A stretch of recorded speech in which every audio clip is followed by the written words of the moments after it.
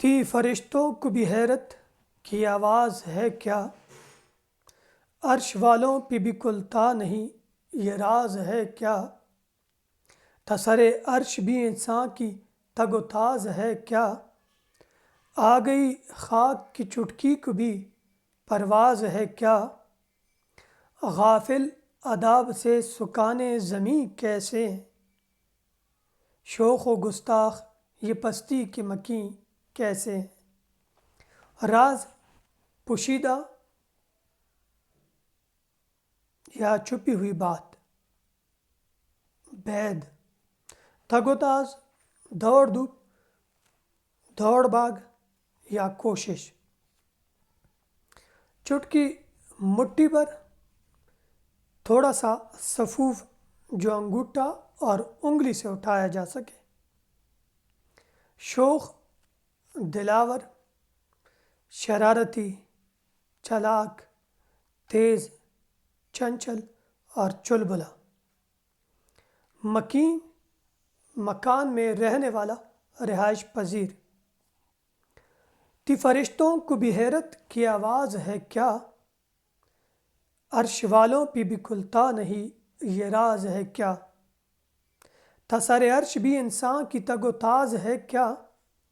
آ گئی خاک کی چٹکی کو بھی پرواز ہے کیا۔ ڈیئر اسٹوڈنٹ،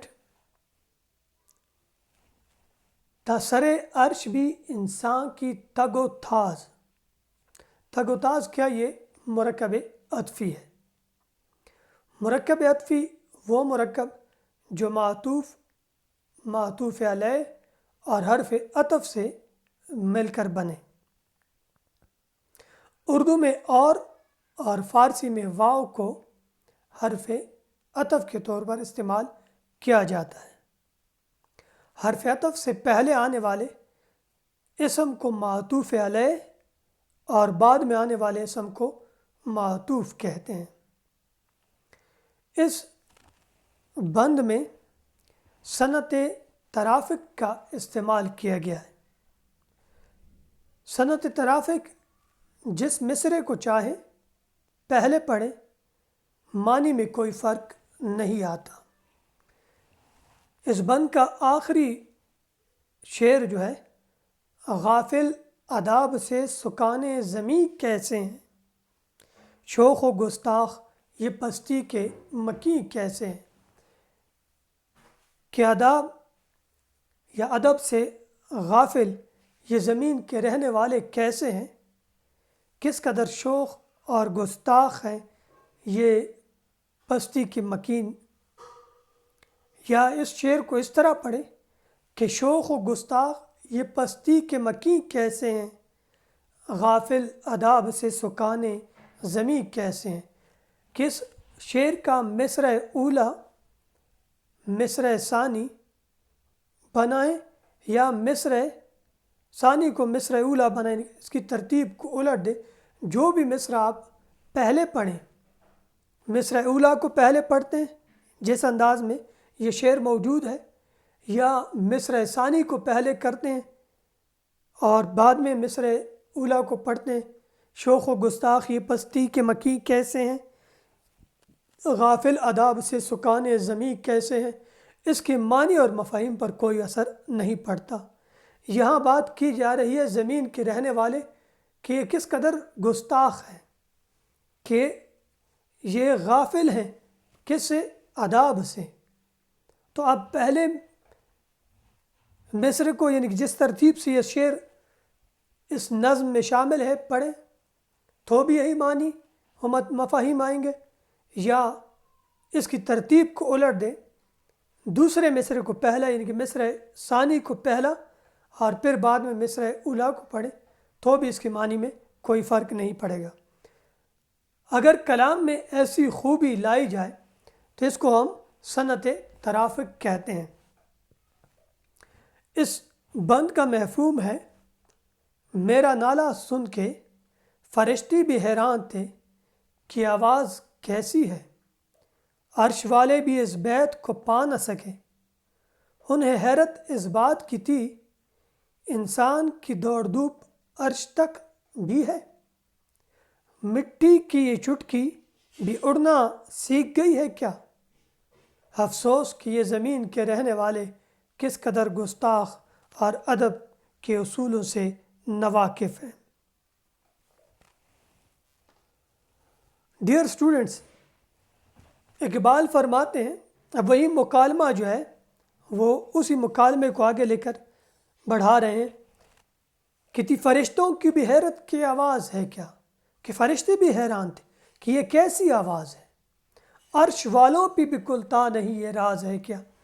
اب عرش والوں سے مراد عرش کے جو نگہبان فرشتے ہیں یا خدمتگار فرشتے ہیں وہ۔ بعض اوقات ہم یہاں غلطی کر بیٹھتے ہیں کہ عرش والوں سے مراد اللہ رب العزت کی ذات، ہرگز نہیں۔ اللہ رب العزت غیب کے علم رکھنے والے سمیع علیم ذات ہے، وہ ہر ایک چیز سے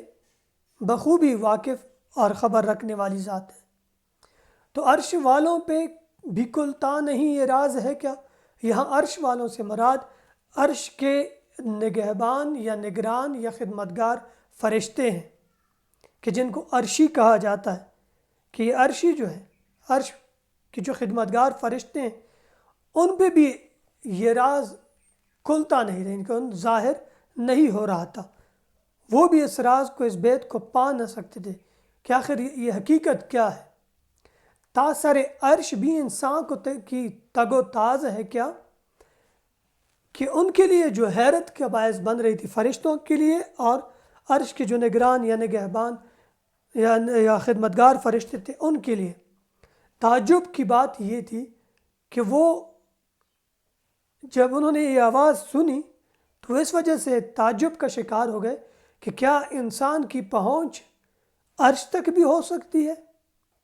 آ گئی خاک کی چٹکی کو بھی پرواز ہے کیا، کیا مٹی کی اس تھوڑے سے صفوف کو۔ ڈیئر اسٹوڈنٹس، جب اللہ رب العزت نے حضرت انسان کی تخلیق کا فیصلہ کیا تو حضرت جبرائیل امین سے فرمایا کہ زمین سے جا کے تھوڑی سی مٹی لے آؤ، مٹھی بھر مٹی۔ تو یہاں اشارہ اس کی طرف ہے کہ یہ انسان کیا ہے، یہ معمولی سی مٹی یعنی کہ مٹھی بھر مٹی یا چھوٹی ایک تھوڑے سے صفوف یا تھوڑے سی مٹی سے جو ہے انسان کو بنایا گیا، کہ زمین یا خاکی مخلوق کو بھی پرواز کی صلاحیت اس میں کے اندر آ گئی، کہ آ گئی خاک کی چٹکی کو بھی پرواز ہے کیا، کہ ان زمین کے ان انسانوں کو بھی اڑنا آ گیا ہے۔ خیر جو بھی بات ہے، جو بھی ریزن ہے، کہ وہ انسان جو اپنی علوم پر، اپنی گفتار پر، اپنی باتوں پر، اپنی طاقت نطق پر جو اللہ تعالیٰ نے اسے عطا کیا اس پہ مغرور ہے، اپنی علمیت پر فخر کرتا ہے، یا یہ آواز جس کی بھی ہے، جس طرح بھی ہے،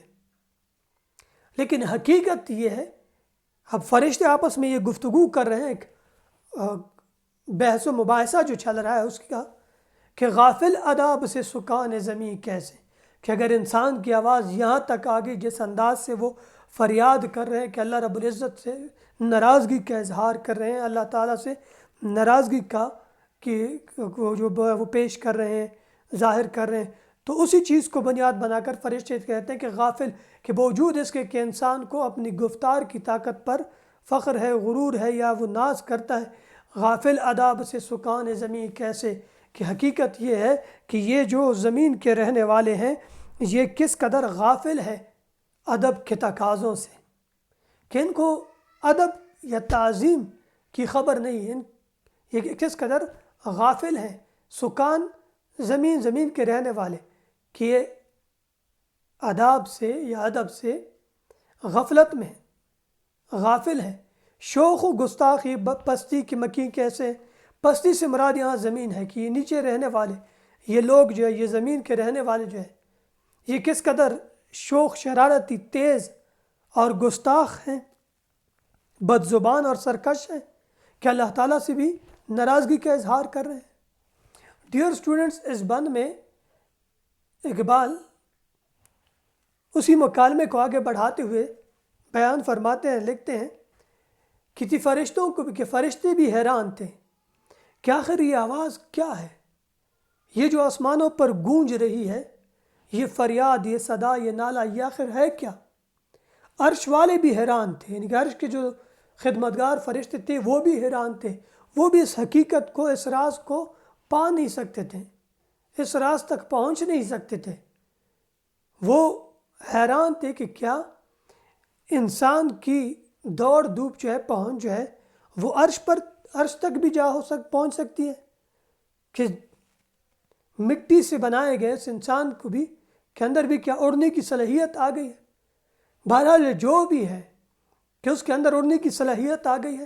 یا اس نے عرش تک رسائی حاصل کر لی ہے، جو بھی ریزن ہے، لیکن اس فریاد سے، اس کی باتوں سے یہ اندازہ ہوتا ہے کہ یہ جو زمین کے رہنے والے ہیں یہ بڑے غافل ہیں، ادب کے تقاضوں سے غافل ہیں، کہ ان کو ادب کے تقاضے ہی معلوم نہیں، کہ اللہ تعالیٰ سے ناراضگی کا اظہار کر رہے ہیں۔ کس قدر یہ تیز اور بد زبان ہے یہ زمین کے رہنے والے، کہ اللہ رب العزت سے ناراضگی کا اظہار کر رہے ہیں، شکوہ کر رہے ہیں۔